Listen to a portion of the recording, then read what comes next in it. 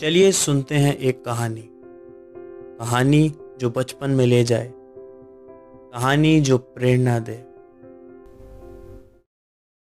ये कहानी है एक छोटे से गांव की, जहां दो दोस्त रहा करते थे, अनिल और रजत।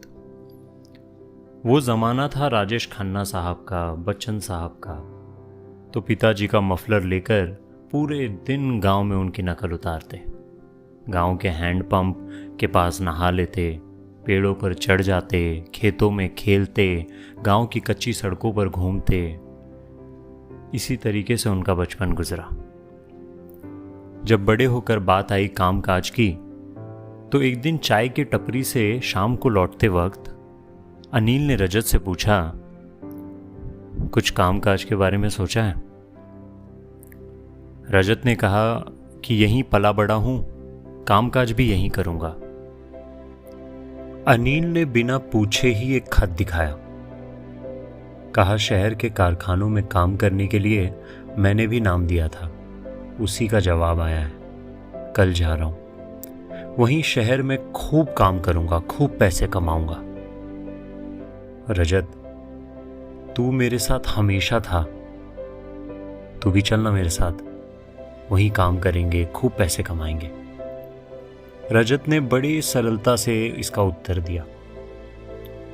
कहा, मन तो कर रहा है कि तेरे साथ चलूं, तेरे साथ ही वहां रहूं, खूब काम करूं, खूब पैसे कमाऊं, मगर सोचता हूं कि 7-8 महीने के बाद अगर मेरा वहां दिल नहीं लगा और मैं फिर गांव लौट आया, तो अनिल, ये जो खेत है, ये जो हैंडपंप है, ये जो पेड़ है, ये गांव की कच्ची सड़कें, इन सब ने अगर मुझसे पूछा कि तू हमें कहाँ अकेले छोड़कर चला गया था, तो मैं जवाब नहीं दे पाऊंगा।